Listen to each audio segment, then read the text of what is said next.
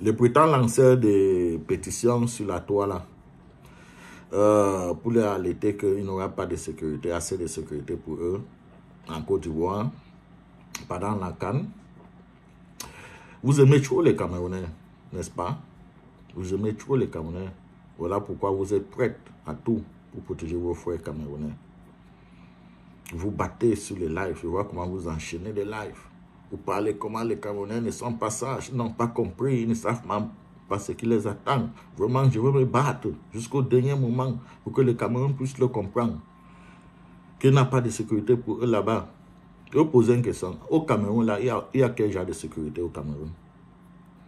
Il y a quel genre de sécurité au Cameroun? Si on va parler de pays qui n'ont pas de sécurité, le Cameroun sera premier sur la liste dans ce monde. Le Cameroun sera premier sur la liste. Laissons même la zone anglophone d'où vous êtes en train de massacrer les anglophones. Parlons seulement de la zone francophone. Parlons seulement de la zone francophone. Il y a un jour qui passe au Cameroun que quelqu'un ne meurt pas par accident. Il y a un jour qui passe au Cameroun que quelqu'un ne meurt pas par accident de la route. Il y a un jour qui passe qu'un motoman n'a pas d'accident avec le gros diplôme dans sa poche. Mais il est obligé d'être motoman. Il y a des semaines qui passent d'où quelqu'un n'est pas empoisonné au Cameroun. Il y a des semaines qui passent d'où un Camerounais n'est pas mort au désert ou bien dans la mer.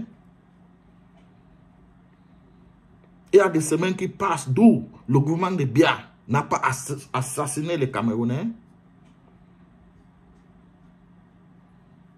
Il y a un jour qui passe d'où les Camerounais ne sont pas morts à cause de la famille, à cause de mauvais médicaments. Il y a un jour qui passe.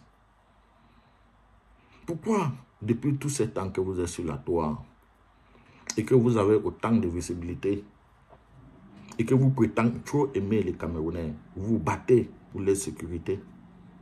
Pourquoi tout ce que je venais de citer là, et c'est juste un petit parti de ce que je venais de citer là, pourquoi on ne vous a jamais vu en train de se battre, en train de parler là-dessus, en train de lancer les pétitions pour que les gens signent, pour qu'on puisse voir clair dedans?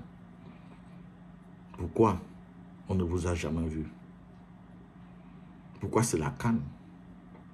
La CAN de la Côte d'Ivoire. Un pays qui venait juste de sortir dans une guerre. Lorsqu'on parle d'une guerre, on ne parle pas d'une guerre qui était seulement une partie. C'était toute la Côte d'Ivoire.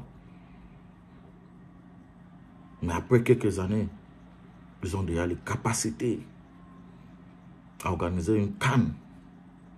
D'où le monde entier et l'Afrique sont en train de s'apprêter pour aller fêter et visiter de belles coins de la Côte d'Ivoire. Un pays très très hospitalisé. C'est le moment là que vous sortez pour vous enquêter sur la sécurité des Camerounais.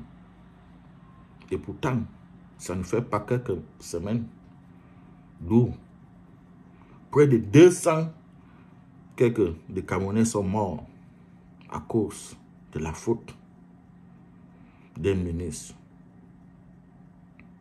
D'où il y a un autre ministre qui est sorti pour venir mentir. Il y avait que 27 Camerounais. Et ceux qui étaient là ont crié. Il les a menacés avec les yeux. Et personne ne s'est inquiété là-dessus. Vous, les lanceurs de pétitions là, vous-même, vous n'avez rien dit.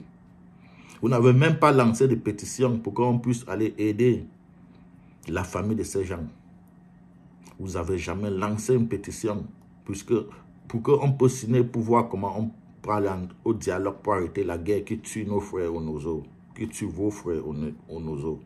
Vous n'avez jamais lancé une pétition pour qu'on puisse cotiser pour aller aider ceux qui fuient ces guerres et qui dorment dans les rues à Yaoundé et à Douala.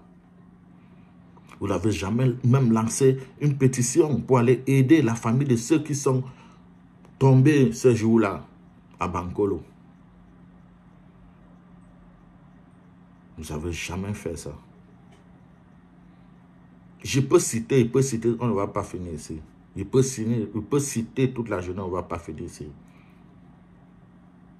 On ne vous a jamais vu en train de pleurer la souffrance de vos frères. Vous passez plutôt votre temps à vous concentrer sur le pays des autres gens, en vouloir toujours les détruire, salir leur image. Vous n'êtes pas les Camerounais. Vous n'êtes pas les Camerounais. Les vrais Camerounais, on les connaît. Les vrais Camerounais, on ne les voit même pas. Ils ne sont pas dans vos bêtises, vos conneries là. Vous travaillez pour le diable. Vous travaillez pour le diable. Mais vous vous pavonnez sur la toile, vous n'avez aucune âme. Voilà pourquoi, parfois quand on vous écoute même parler, ou bien parfois quand on entre dans mon live, on vous écoute parler, on se dit même, si nous tous nous sommes dans le même, dans le même monde. Et ce qui sort dans vos bouches, parfois on se demande même, hier j'ai entendu, hier il s'allait sur un petit live là, il y a un Camerounais qui est monté, comme ils ont toujours l'habitude. La première des choses, c'est pour d'abord insulter tout le monde, qu'ils sont plus intelligents que tout le monde. Et quand ils disent, les autres doivent écouter parce qu'ils sont intelligents.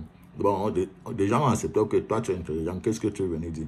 Ouais, je voulais dire que il faut que les Ivoiriens, avec Alassane Ouattara, il faut qu'ils se mettent à genoux pour demander pardon aux Camerounais. Sinon, on a pris le TikTok en otage. Voilà tout ce qu'il voulait dire. Et nous sommes sérieux là-dessus. Nous sommes plus intelligents que tout le monde. Et personne n'a rien à me dire ici.